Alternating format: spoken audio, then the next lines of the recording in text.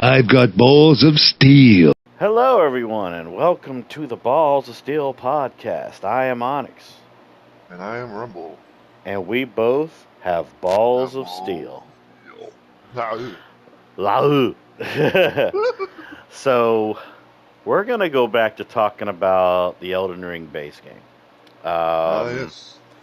We stopped at Fire Giant. I don't remember if we talked about Fire Giant, but we're going to re-talk about him anyways. So Fire Giant is where I think the game starts to become very repetitive. Um, repetitive. The difficulty rises up, and I just don't like Fire Giant because he just rolls around everywhere. And you know what's funny is he ended up getting like I think 2 nerfs in patches to get rid of cheesy ways to deal with Fire Giant, and I'm like, who from Software has a boner for Fire Giant? It's It's like, hard to oh, say that. yeah, it's like, oh, we're gonna get rid of him being weak to gravity on this one particular rock.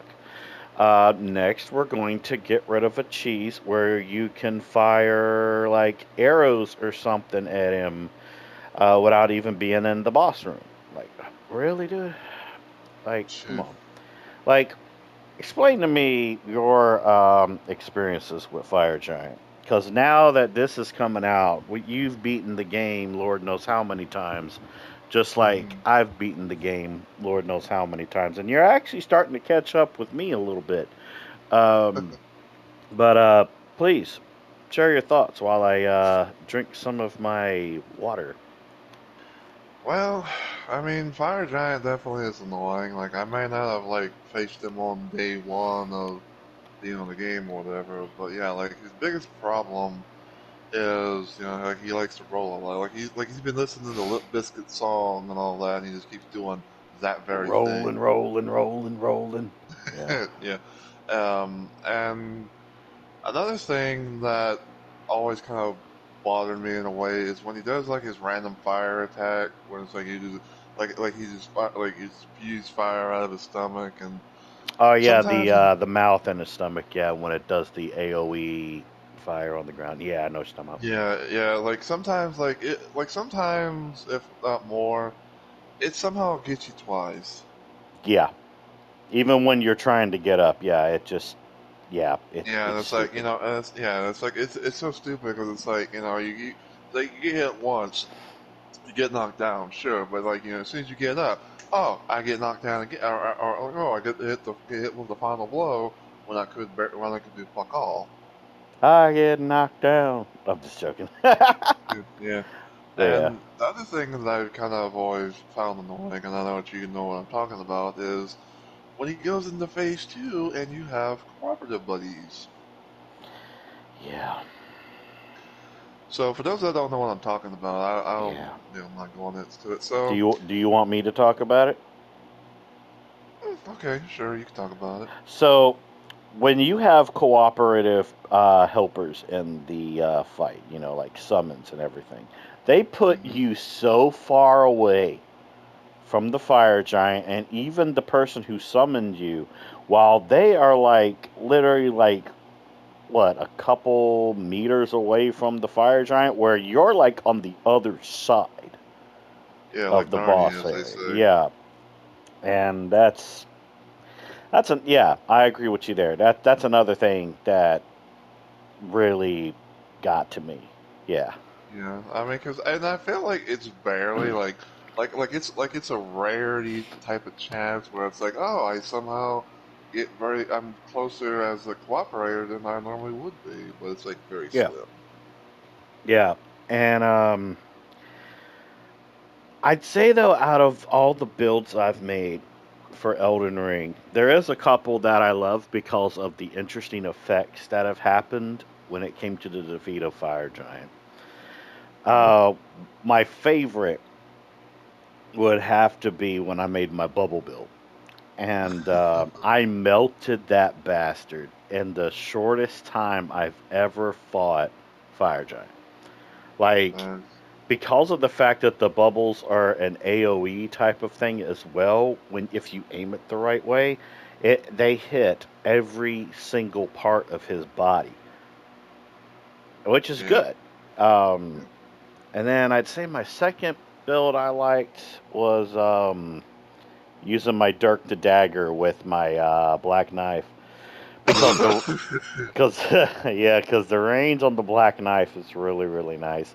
I know some Yeah. people kind of think of the black knife as easy mode. I don't give a fuck. It works, I and I'm mean, if gonna it's tell you effective, why. go for it. And I'm gonna tell you another reason why I don't give a damn if people say that it's an easy mode.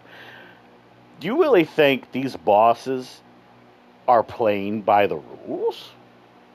Shit, They please. break their own rules sometimes. We'll be getting to a certain duo here in a minute that does that exact thing. Um, but yeah, Fire Giant, I hate him. Never gonna like him. Um, there's only one true giant that I love, and his name is Yorm. I figured you were gonna bring him up. And my boy Yorm, you know, if you don't have Storm Ruler, my boy Yorm is one of the most fun fights ever. Well, depends on what level you are too. It can also be very stressful. Yeah. Just aim for the head. If you this is a little tip for people that play Dark Souls 3 and they don't want to use Storm Ruler. If you're a sorcerer, make sure you aim for the head. There you go. Same thing with faith spells. Make sure you can try and get like some type of lightning spear. Aim for the head. Um, if you're trying to do a bow run, yeah, upgrade your bow, please, and get some good arrows. But once again, aim Aim for for the his head. head. Yes. That's the Pretty same much thing in I the. told Rumble when he played Dark Souls 3. It's like, yeah, if you want the personal mental achievement of defeating him without Storm Ruler, just go for the head. Or you could just do it my way, where you just get a nice bandit knife, put a lightning gem on that fucker, and go to town. Might have to Yeah. repair your knife a couple times, but you know it's worth it to me. I love it so much. But anyways, now we have to get to the Godskin duo. Oh boy.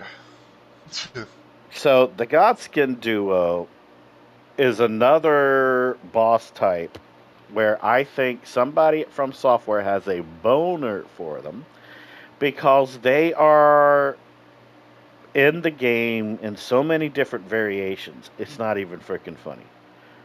True. Like there's some one-on-ones where it's you versus what I call the fat one. Um, and then there's some variations where you're fighting the skinny one, also known as Skinny McSkinnerson, as I call him, or as one of my other friends would call him, Mr. Slinky, Makes sense. which makes sense, yeah. But when you put them together, I think it's cancer. I think it's Why? absolute freaking cancer. Would you like to describe the Godskin duo, or even the other Godskins that are in the game?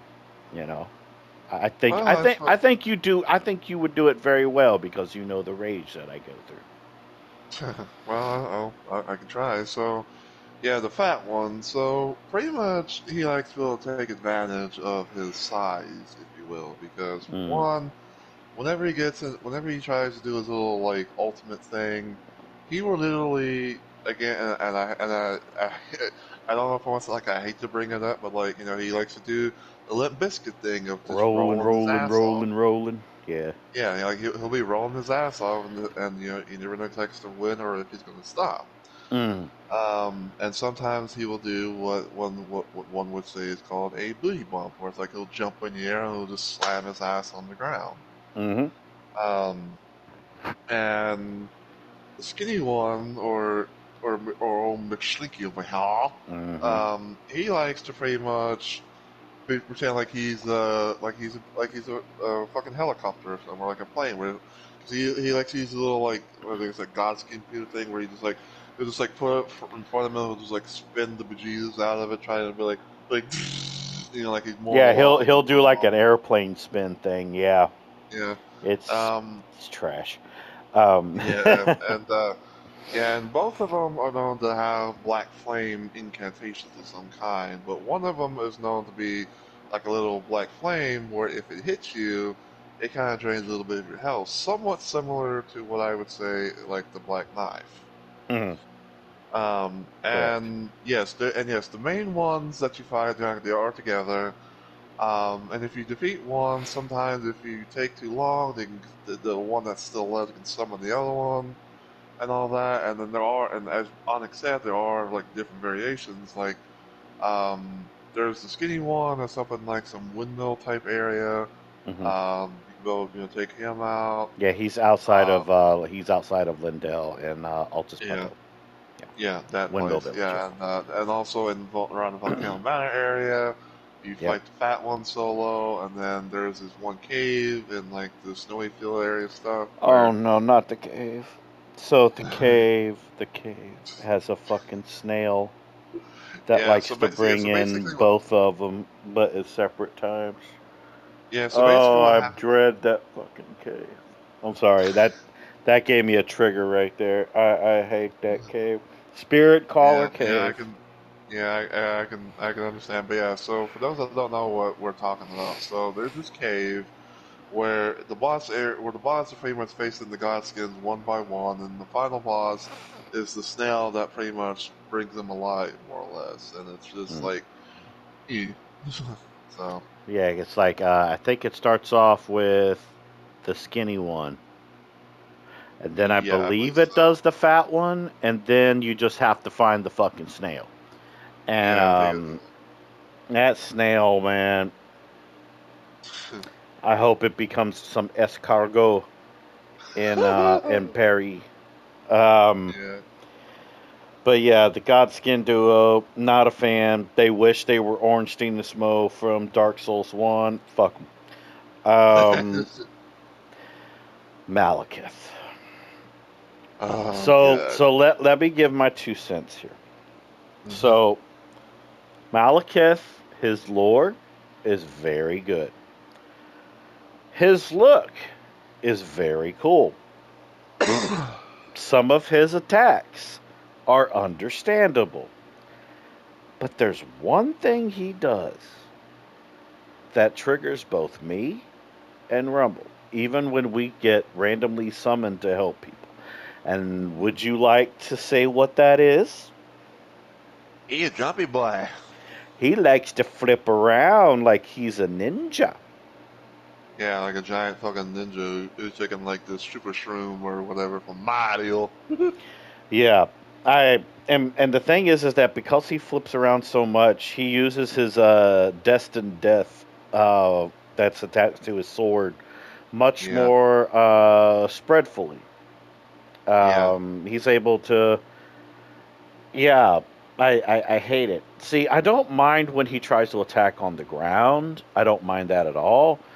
Um, it just bugs the living shit out of me when he has to flip onto the ground, and I'm like, okay, it's gonna be one of those days. All right, Yeah, all right. yeah.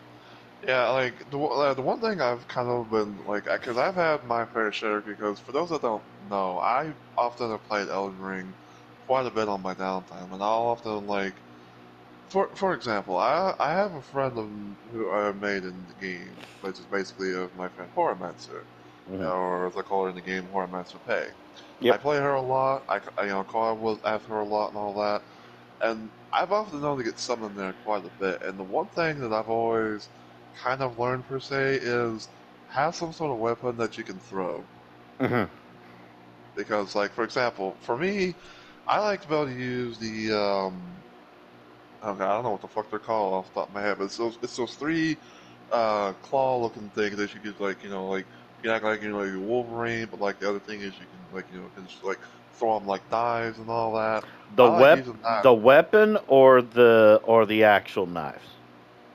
The weapon, like it's the thing. It's from that one Black Knight character in the Yeah, it's DLC. in the DLC. I know what you're talking about. Yeah, Yeah, I but yeah, can't think of the name off the top of my head, but yeah, I know what you mean. yeah, yeah, but yeah, I like to be able to use that weapon, especially like being able to use the throwing bit because that seems like the only way you can be able to somehow do anything while Malchus is up in the air like flipping like he's a ninja like he's slender or something.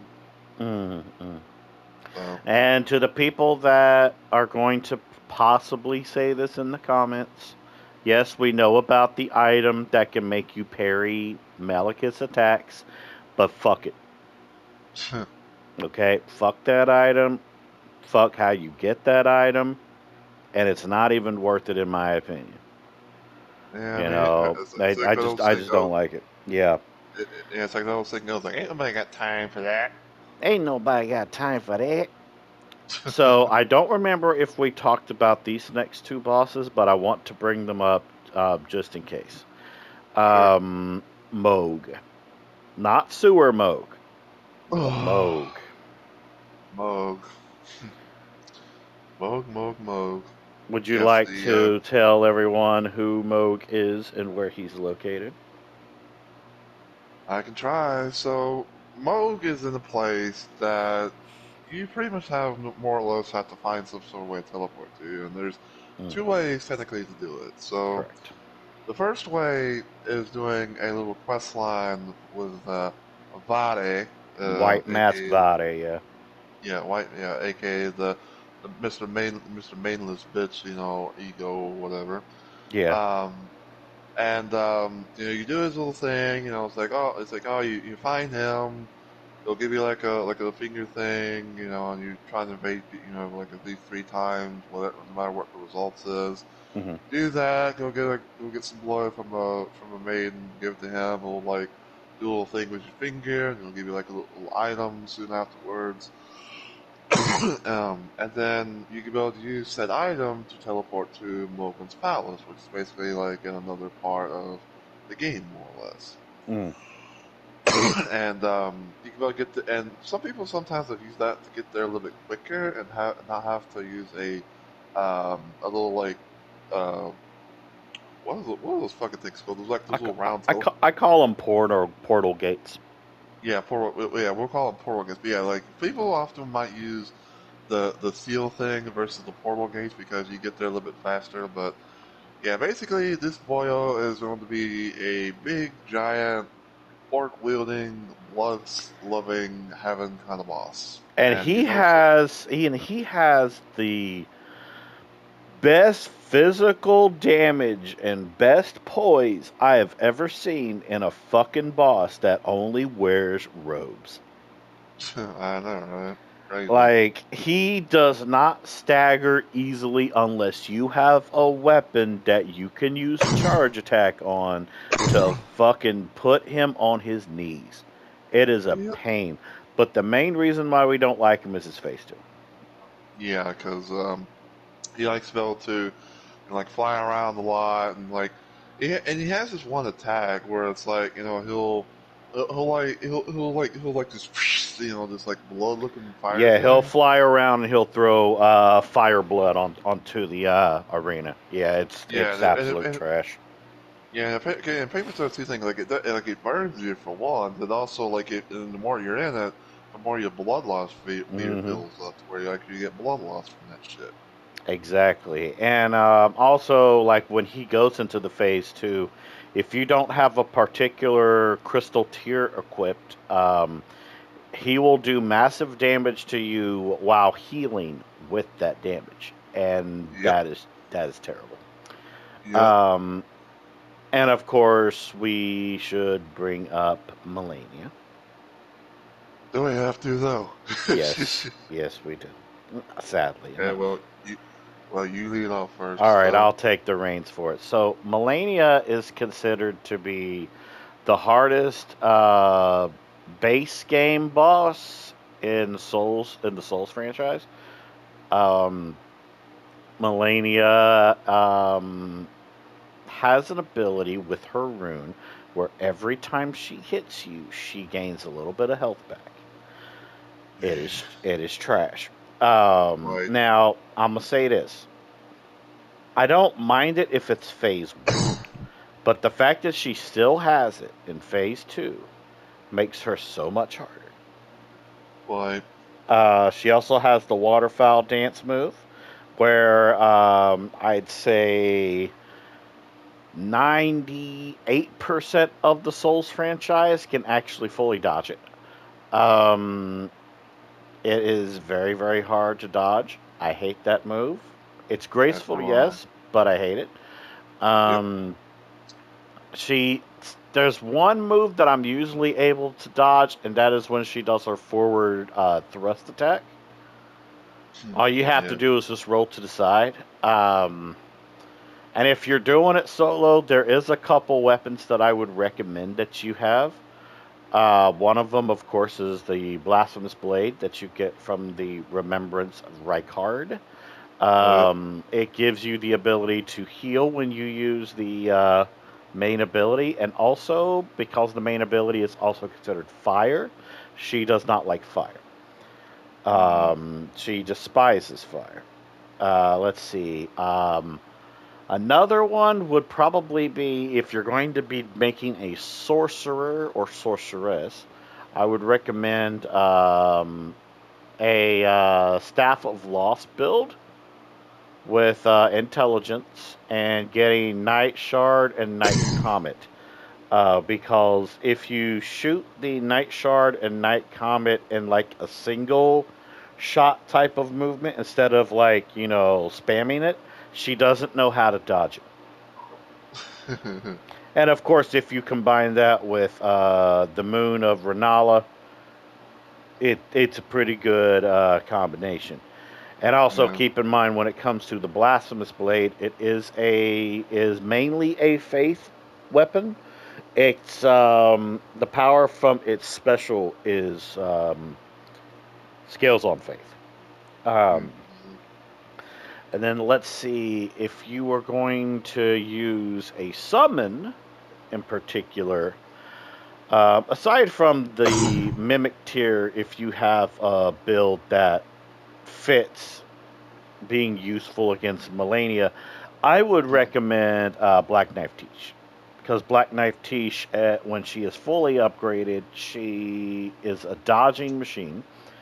And her Black Blade attack is very, very useful because it cuts part of her max HP down. Right. And I love it. I love it. Now, her second phase, first off, you have to dodge her giant Aeonian Bloom, which is going to be impossible if you do it your first or second attempt on her. Here's the best little thing. Run away from her. Don't lock on. Just run as far as you can away from her. And yeah. That's basically Melania in a nutshell. Yeah, and I gotta say, like, I've definitely had quite a few moments with her. And, yeah, boy. Oh yeah, I feel you on that, man.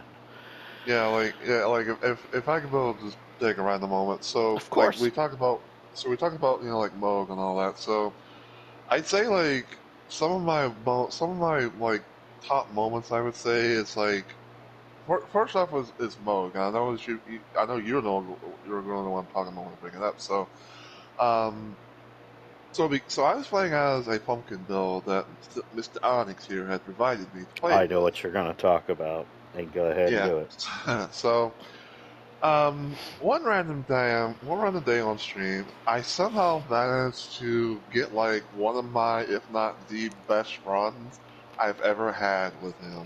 Like I literally kicked the living bejesus out of mode and I don't think he even made it to phase 2, He let didn't make it alone, to phase 2, no. yeah, he didn't make it to phase 2, let alone I didn't really take any damage from him. And that was like the the like the mind fuckery moment where it's like, oh my god, did I actually do a thing? Would you like to explain how you did it? So, I had basically like two rotted great axes, but there was secondary effects, if you will. One I believe had like blood loss, the other one had frost, and I think like one that I used to do like an actual war thing had what is called the poison dismiss. So I did do like more. So I tried to do like a few proc things at most, and I pretty much just like was just dedoosh, dedoosh, dedoosh until he was And dead. basically, what he means by dedoosh, is he kept slamming his axes into Moog, and Moog kept getting staggered and not able to attack. And Rumble just basically melted him into oblivion. Yeah, and I even and from my pumpkin build, like because you mentioned I did have a mimic too because it's like I was like, oh, it could be pretty good, and yeah, I definitely melted Jesus all of them. Yeah. And as for Melania, like I'm just going to say this right now, and people can say call me a bitch all they want because I don't give a shit, but she needs a nerf. But the one thing, I'm really proud of myself for was I managed to actually beat her ass with that weapon that you used to face Rykard. The Blasphemous Blade, yeah. No, not that. The weapon that you used basically for him only. The Black Knife? No.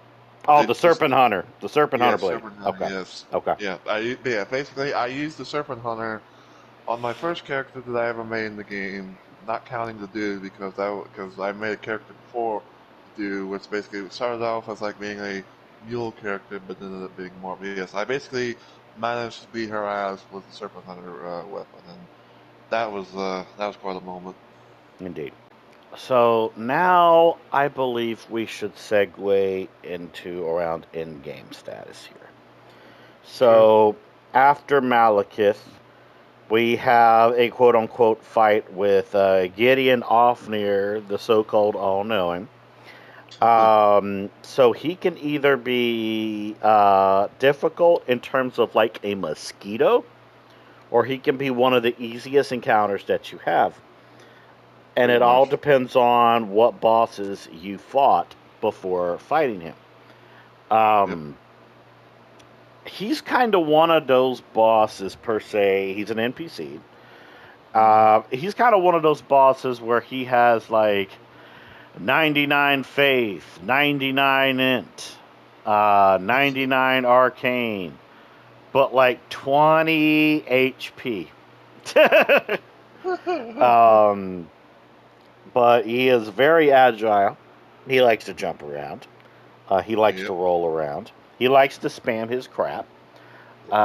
His crap being his spells. Yep. He is a tryhard. And that's really all that is to talk about. Yeah. Pretty That much. no more, no less. Yeah. But then we get to what the Elden Ring community has called him as Giga Chad. We have Mr. Godfrey, the first Elden Lord. So his first phase is actually, in my opinion, very fun. I've choreographed how to roll and jump in a lot of his instances when he does his stomping and things of that nature. He's honestly very similar to the Golden Godfrey boss that you have before fighting Morgott for the last time. Pretty much. Except this Godfrey seems more human per se. Um, like this Godfrey is actually more manageable than Golden Godfrey, depending on the build that you have. Yeah. But it's phase two that frustrates me sometimes, but mainly frustrates Rumble. Would you like to explain in your own words? So, as Onyx said, a lot of people in the community call him Giga Chad. I call him Giga Chump. Mm-hmm. But anyway, so in his second phase, he likes to refer to himself as Warloo. Mm-hmm. Warrior! I Yep, just got the to. warrior. Yes. Yeah, so basically in that phase, he becomes what, like I said, people like to refer to as Giga Chad. Mm-hmm. He likes to show off his muscles, thinking like, he's the next, like, Hulk, the next Incredible Hulk or something like that. Yep. He often, at times, will try and kick you. He will sometimes try and, grab you like he's trying to do like a truck slam or something. And But then he does the other times, power bomb. oh yes, the power bomb. Mm-hmm. Yes, like yeah, he'll sometimes like he'll like he'll throw you up in the air. He'll jump at you and then he'll like just just just power bomb your ass to the ground. Mm. And other times, like he'll be trying to like be like a savage beast, where it's like like he's trying to like rip into your insides, literally.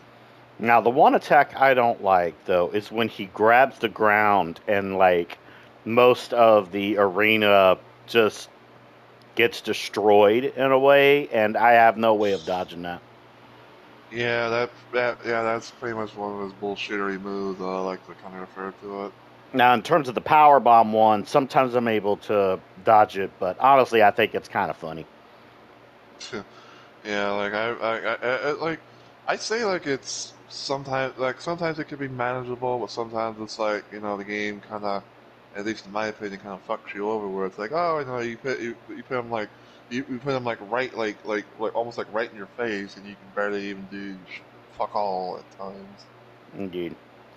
Um, Radagon Oh, Dragon. of the Golden Order. So, this is just me. You won't be able to relate to this, but some people that have played other Souls games might. Radagon is what I wish Gwyn of the Lord of Cinder end boss of Dark Souls 1 was. This is what I wish he was, but he wasn't. I wish that he literally had the moveset of Radagon. Did we get that? No. Gwyn's a bit lackluster to me.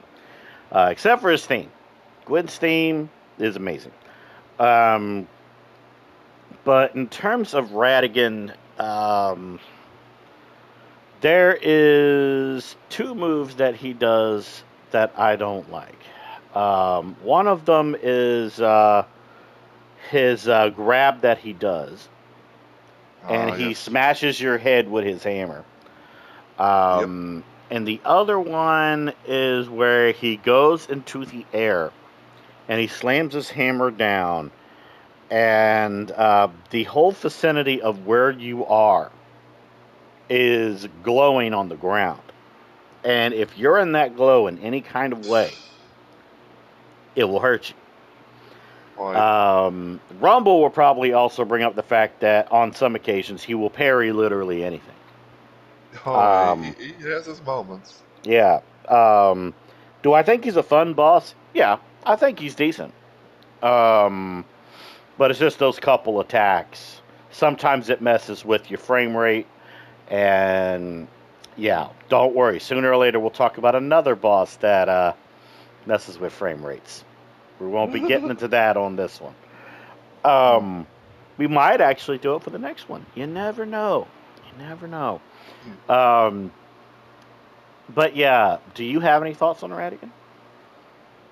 Well, I'd say like he likes to teleport. He teleports too much.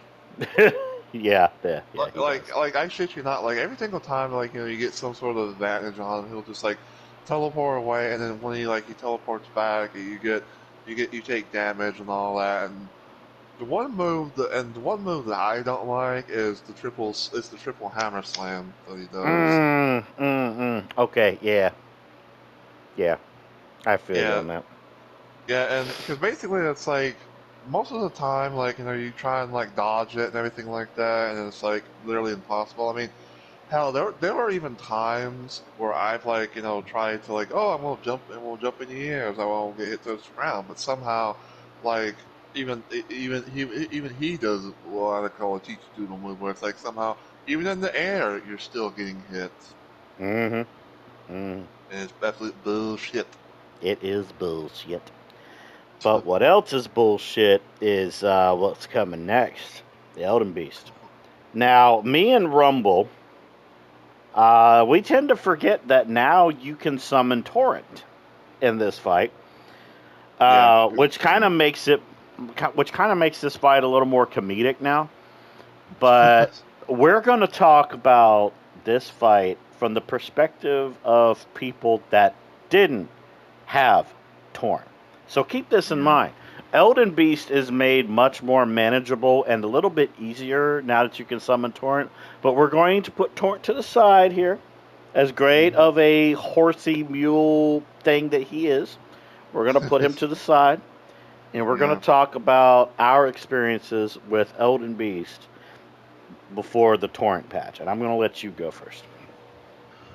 So yeah, so I guess the way I kind of I guess to start off. So basically, like you feel like you're Jesus walking on water because like the whole arena is filled like it's basically like like a whole like a big ass pool or something like that. But you can't be able to swim in it, of course. Mm. Um, and with Ellen Beast, he likes to be able to do like a little thing where he has a sword in his hand, and he likes to sometimes use that to, swipe at you. He'll sometimes use like the fucking golden attacks and all Yeah, he that. does he does blade attacks that do rays of gold and they shoot at you. Yeah. Yeah, yeah, like and yeah, that sometimes like he'll do like two or three at most and everything, and yeah, like and kind of like Radigan, except like he doesn't teleport, but like he likes to go under the water a lot, but.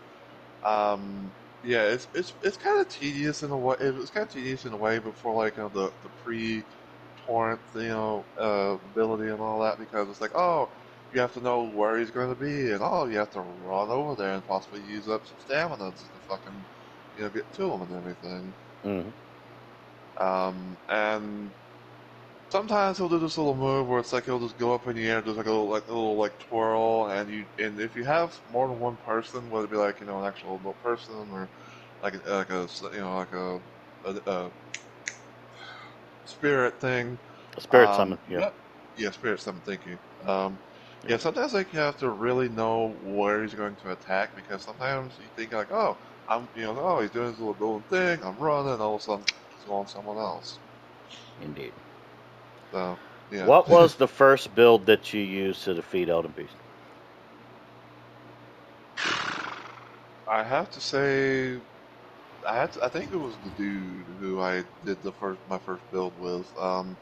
Because I remember like when I first did a full playthrough run of Elden Ring, I had the dude and he had the giant crusher that you gave me and everything like that, and Mm. yeah, and that was my first like non-torrentable fight with Elden Beast. Let's see. Mine was with my first character named Ira. He was a rock sling build, and that was really fun because rock sling was it's still kind of broken still to this day, but it was even more broken on release, and I loved how broken it was because I defeated a lot of bosses with rock sling. Yeah, It was and really funny. yeah, I know we kind of talked about putting him to the side, but if I was to talk about like the first character build that I did was with him was torn, I would have to say it would be with Pay. Hmm. So yeah, Well, let me finish mine real quick because I know you finished yours. all right, It's go okay. It's ahead. okay. But yeah, Era was my first that ended up defeating Elden Beast. Elden Beast was really hard for me, mainly because of this one move where he'll jump up into the sky, make the Elden Ring symbol on the ground, and you had to run out of the vicinity. Oh yeah. That was what made it the hardest to me. It was very frustrating when he would dive into the water and he would appear on like the other side of the boss arena. That was the most frustrating thing with me for him. Would I say he was hard? Uh, I mean, I had Tish at the time. Tish took a lot of the aggro off of me when it came to Elden Beast. Um, but she did end up dying around like his little phase 2 that he has. So I had to finish Elden Beast on my own. Yeah. Uh, but yeah, he was more frustrating than hard, in my opinion. Uh, there was much harder bosses, in my opinion, than Elden Beast, which we'll get to those one day. Mm-hmm. Um, but yeah, my ending I chose was the Ronnie ending. Ronnie, yeah. What was your ending? I think I think the first ending I ever got might have been the base ending. Mm. Can't remember the name off the top of my head, but like I didn't. I think I didn't really. I think for me, like my first, from like my first, run and all that. I don't think I really did anything in particular. So I just did like the normal ending, and then second ending would definitely be Ronnie because I remember like you're saying like, hey, you should do this. You should get Ronnie's ending and all that. And that's what I did with as Pay and everything. But yeah, first Uh, ending normal. So Speaking of Ronnie, we do have some side bosses we need to talk about. sure. Estelle. Still, uh, So the thing about Estelle is that is the boss that you run into before you can reach Ronnie in her crater. oh yeah, Yes, the one with the big skull and the claw chompers, and its whole body's made out of galaxies. Yeah, that boss. Um, yep. I don't like that boss, but for probably different reasons than yours. Mine would probably be when you come into the first boss room. When you come into the boss room, like the first couple times, I always got one shotted by the laser. Oh, They did end up changing that in a patch, but there was a couple times where I would die instantly by that damn laser. It would hit me right when I come into the boss fog, and it wasn't fucking fair. yeah. Pretty much like having those moments where it's like, oh, you're pretty much capped to doing to not being able to do anything to defend yourself, and all of a sudden, kadoosh! You get hit with a laser and you instantly die. Now, the most frustrating attack he did was probably his tail whip, where he would throw his tail literally at you from afar. And that thing had no freaking limit to how far it would reach. Right. Um, I didn't like his grab attack. His grab attack was very interesting. Didn't really make me angry, but I was just like, really? Like, really? But keep in mind, I defeated him my first time with Rock Sling. So I didn't exactly deal with a lot of his attacks until my second playthrough. But Mm, Estelle, I'd have to say honestly, the Estelle fight in the mines is more stressful than the one in Ronnie's quest because of the limit of how far you can go in the boss room. That made yeah. me angry. Now, what about your experience with Estelle in Ronnie's quest? Well, like I said, like the first time I ever did anything with Ronnie was my friend Pay because like I brought her into the game because I had done her with Bloodborne and all that, but yeah, I'd say with Estelle, like, like, yeah, his one annoying attack was definitely the tail, but I'd say, like, another thing is, like, this one little move he does where it's, like, it looks like he, like, I don't know if I want to, like, slams his hands on the ground and all that, and it's, like, And then the wraps around, wave like, of purple comes out of the ground. Yeah, I hated that move too. yeah, and I think it's also, like, the one where it's, like, you're pretty much, like, like, you're just, like, levitating up in the air, and Mm. you're just, like, can't do fuck all and all that, but, I know, yeah, another, I do know that you didn't like his grab attack because he would always get you with the grab attack, and it would make you go, you know. as much as I would have to say it, but yes, that pretty much was the thing. I think it's like there was times where like I would get like that, and I thought like I was going to get eaten alive or something like that by this fucking grab attack. I mean, you did get eaten alive a couple times too, Well, true. I but mean, you didn't exactly die from those attempts, though. You just like rolled yeah, out of there. yeah, like I got chomped, but I didn't get eaten alive like fully. So if that makes sense. Yeah. Now, the next boss we're going to talk about is one that sadly Rumble was forced to do solo. I told him he didn't have to do it at all, but he did it anyways. And we'll talk about his experience first before we talk about mine. Placidusax in Faru Missoula. Physics. He's the dragon. Yeah, I know. I'm just trying to think. Like, I can't remember who I fought him with first, but like, I do remember that. Like, he was definitely frustrating, and I hated the fact that he some of his moves that he does was just absolute bullshit. Oh, yeah.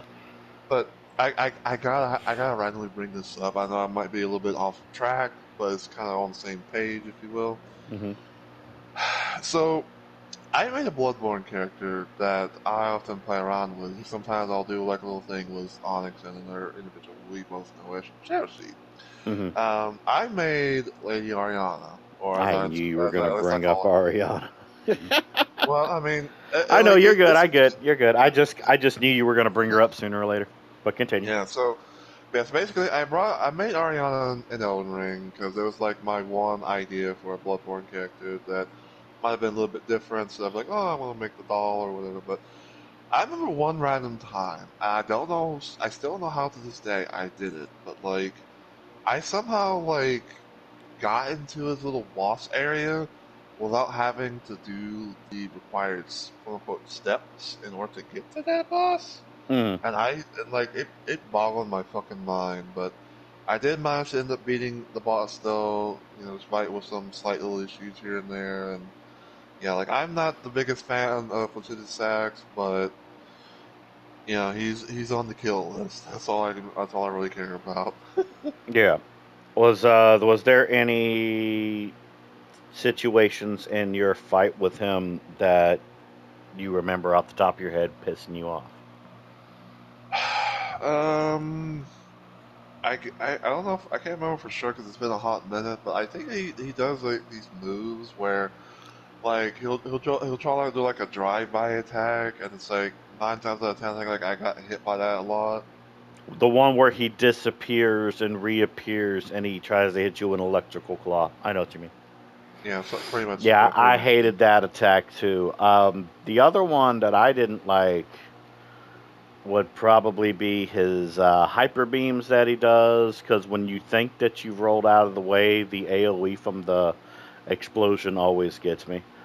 Yeah, Um, he always.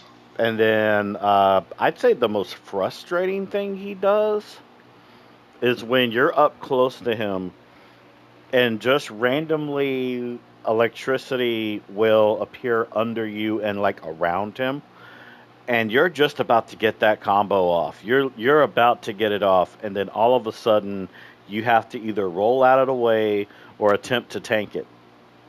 And the tanking part, eh, yeah. There Yeah. is a way to cheese that fight where you have to have the summon of Latenna, and you basically summon her in a particular area far in the boss room, and you leave her there, and you activate the boss on the other side of the arena. And the way it's going to go is that Placida Sax's AI will get very confused. It'll be stuck onto you, but it won't understand where the attacking of the arrows from Latenna is coming from. And I actually saw my friend Lauren actually do this a while back in her Elden Ring stream. And it was crazy to watch. It was very crazy to watch.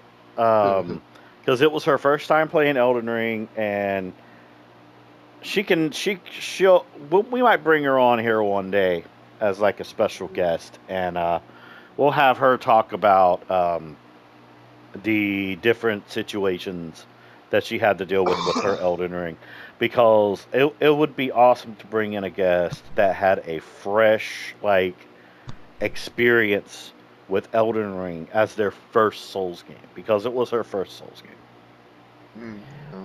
And it'd be fun to interview a female Souls player. That'd be fun. Hell, we might even try to bring in your girl's Rabbit Ziki one day, where she can talk about her level 1 runs and her hitless runs of Souls games. Yeah, I know. But yeah, Placida Sax, I like the lore, but some of the electrical attacks are very stupid. Now, there was the dragon that you fight in Fia's questline, which I love that dragon. I think its name is Lanisax. Probably. Or something like that. I can't fully remember off the top of my head.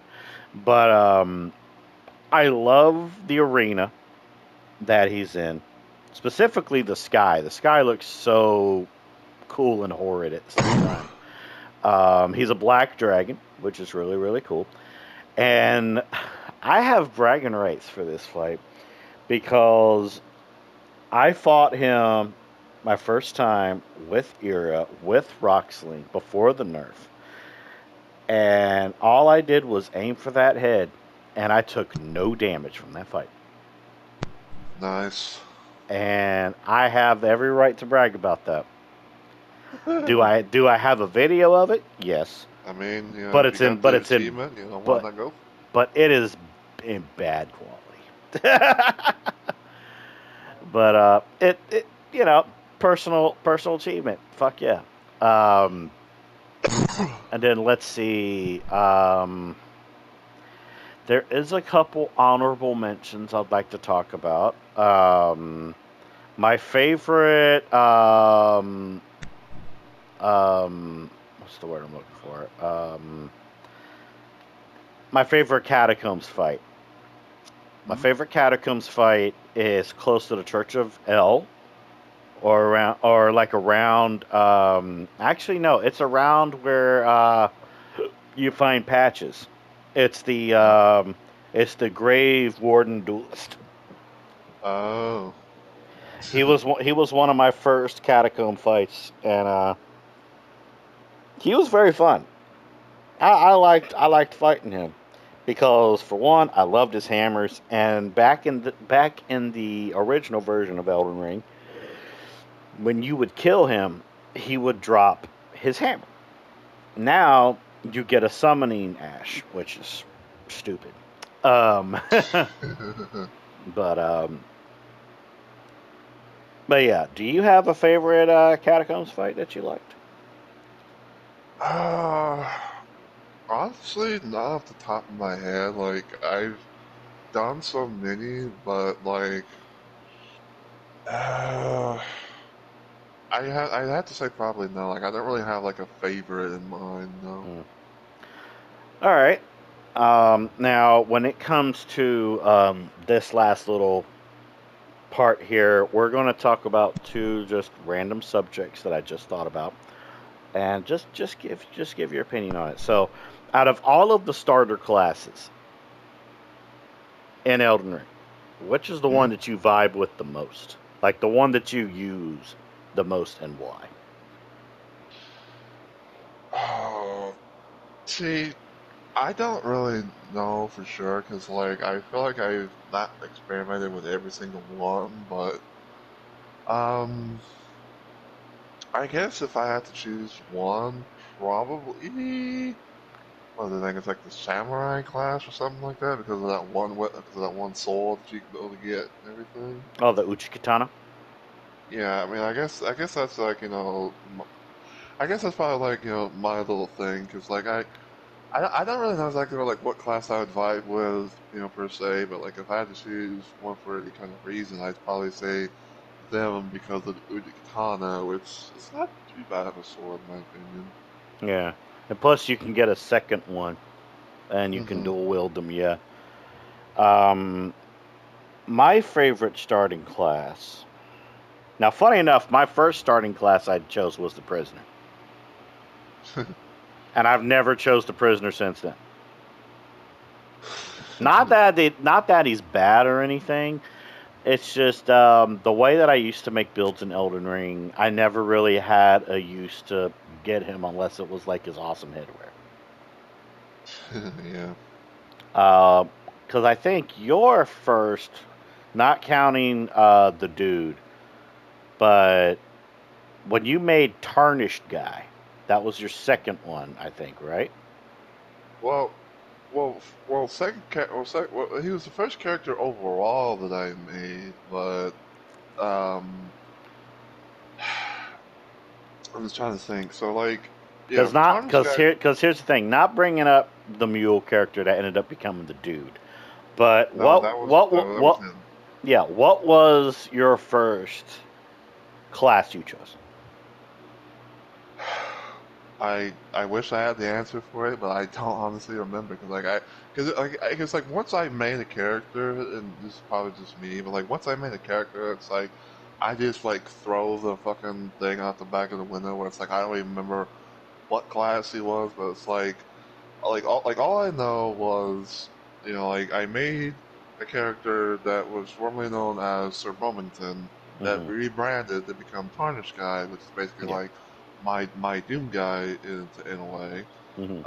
I made him, and he was the one that started off as my mule character, but then the dude became the first character that I did full playthrough the game with. But Yeah. I sadly can't really give you an answer for that.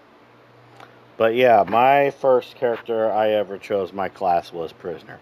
But my favorite class would have to be Wretch. And that Because makes of like okay. well, I'll explain here. Is one, you start off at level 1,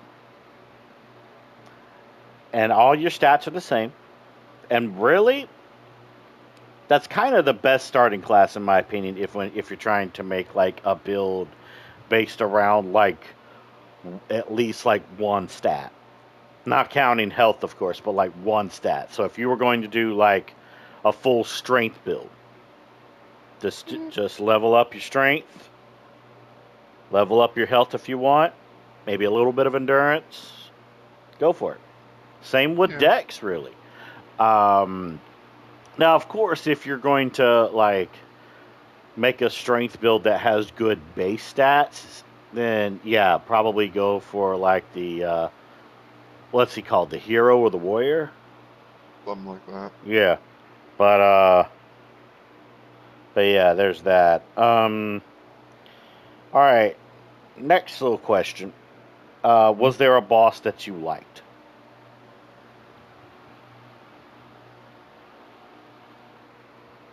What you got? I said, is there a boss that you liked? Oh, sorry. So I had some technical difficulties. Boss that I like.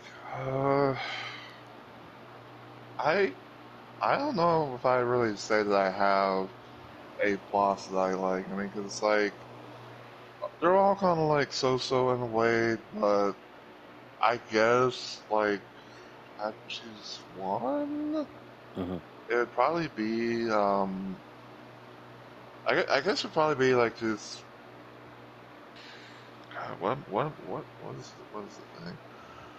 Uh, I guess all Mr. Handy Boy himself, the Mr.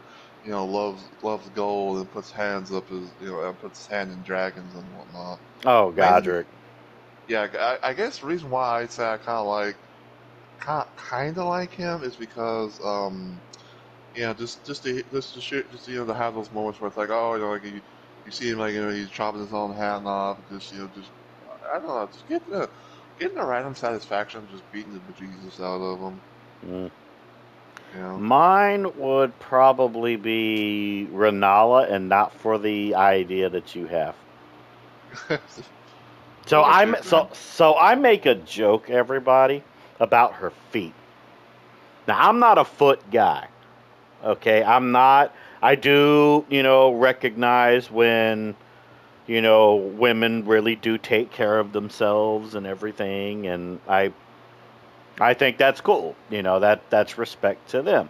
Um, However, I think we know that Hidetaka Miyazaki totally has a foot fetish, because a lot of women that is in his games have the most detailed feet that you would ever see. And I'm not kidding about that. Yeah, he's not. And Renala is one of those, but that's not the reason why I like her as a boss. This is gonna sound so fucking funny though, but I like her because she's easy. Like Well, with I get. like with the right freaking build, she is an absolute cakewalk to get your second rune, so you can unlock Lindell. Because you need a minimum of 2 great runes to unlock Lindell for mid game, and That is true. usually people tend to go for Godric as their first, and I think people tend to go for Radon. And some people forget that Renala's rune is considered a great rune. I guess there's a But reason yeah, for that, honestly. Yeah. yeah, but yeah, probably Renala. Yeah. Plus, her lore is very good. Okay, so But I will say this, like, lore. I don't give two shits about lore wise, but yeah, I can definitely agree with that. Yeah. now, I will say though, my favorite lore is with Radon, because Radon had a he loved his mom, which is Renala. He had a lot of respect for his father, which is Radigan, because of his red hair. Hence why he has a red plume on his helmet. And he learned gravity sorceries so he could ride his faithful horse, Leonard. Because Radon was a big boy. He was a Yeah, big, hefty boy. very. But now this is like going to be the last part that we talk about for this particular podcast. So Sure. if you had to give a rating now for Elden Ring versus back in the day when you first played it and everything, give me a number score and give me a letter score. That is honestly a good question. Because I know that a lot. Now, this is not counting the DLC. We're probably going to talk about the DLC in the next part. But Well, yeah, just the base game, number score, and letter score. Would you like me to go first so you can think? sure. Okay. So, Elden Ring, in my opinion, it has a lot of flaws. There's a lot of parts to it that I feel were rushed. There's some cut quest lines that I wish were in it. Um, I used to say that Elden Ring was my second favorite Souls game. Bloodborne will always be my first. It always will be. I love my Gothic Eldritch Order. I can't help it. I love it. Yeah. But here's the thing, is after learning how much stuff was cut from the game, some of the bugs that are still in the game, and just some of the stuff in terms of the story were both good and lackluster at the same time. But also, the many ways that you can break this game also are things that I both like about it, but I also dislike about it because it takes away from the challenge that I like on Souls games. Hmm. So I used to give Elden Ring an A tier. And I originally gave it a 9.5 or 9. That's going to change. I think that Dark Souls 1 is better than Elden Ring. For my own specific reasons. Which one day I will probably try to see if I can get you to play Dark Souls 1 with me. So you don't have to do it by yourself.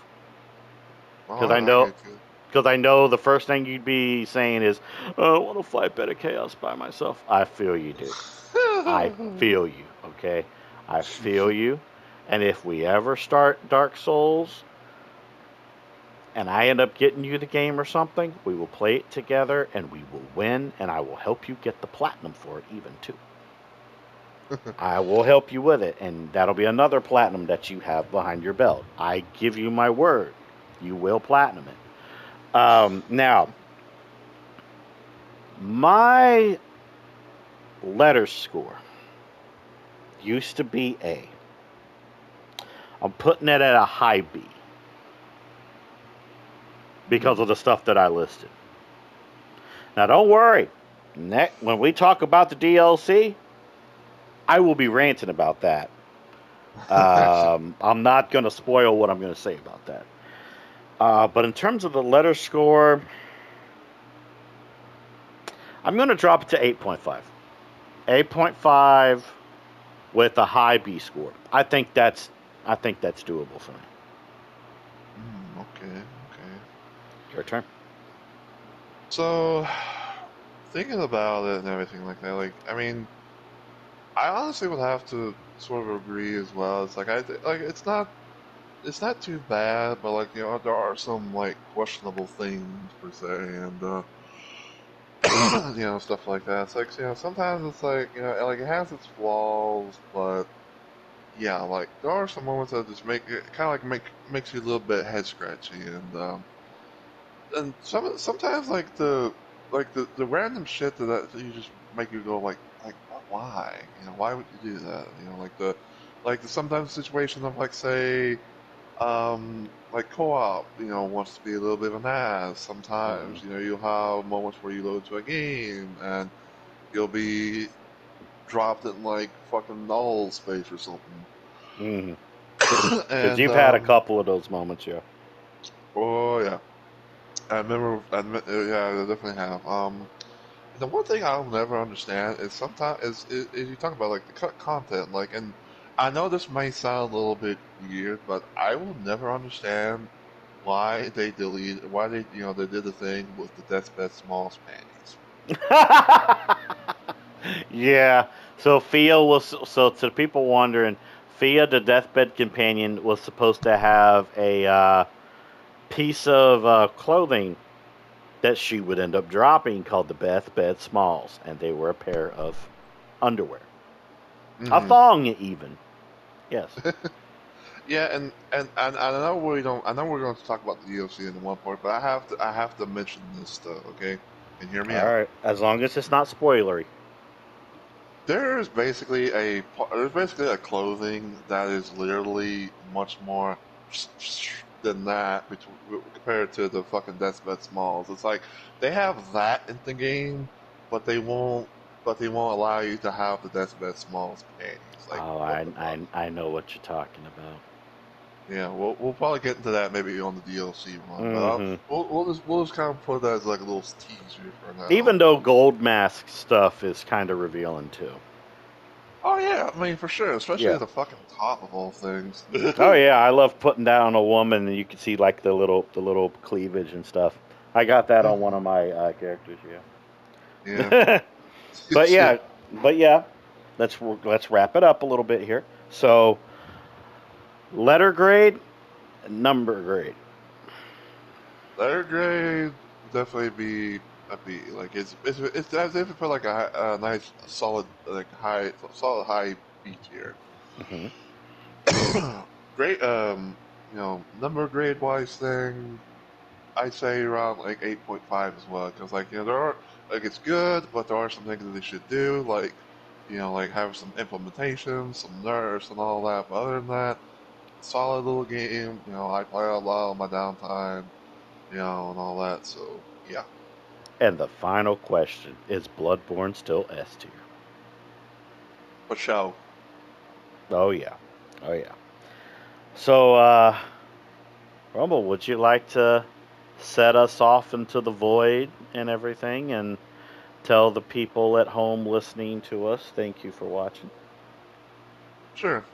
So on behalf of Onyx, we both hope you have enjoyed, our little rambling of the Balls of Steel podcast. And if you like what you see/heard and everything, feel free to give our channel a sub, like the video and all that.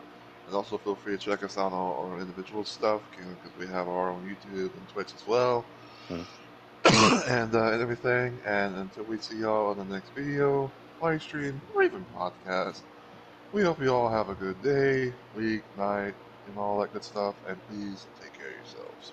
And also don't forget that if you have a topic you want us to talk about that's not political or religious or anything like that, put it down in the comments. We'll add it to our bucket list for sure. Yeah, we'll definitely, like, if you have some ideas, we'll look into it and see what it's all about. So yeah. Yeah. All right. We will see you in the next episode of the Balls of Steel podcast. See you all later. Zeus.